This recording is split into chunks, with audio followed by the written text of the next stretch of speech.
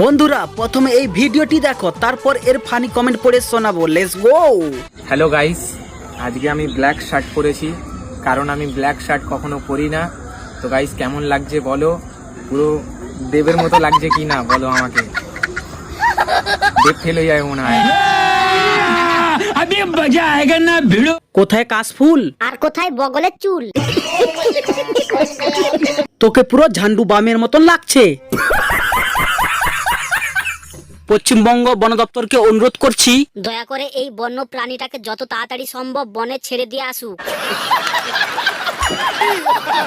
বোকাচোদা মুখটা পোঁদের মতো। দেবের তুলনা করছিস?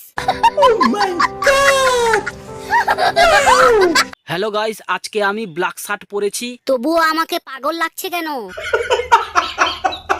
তোর মুখটি দেখলে এই ছবিটার কথা মনে পড়ে।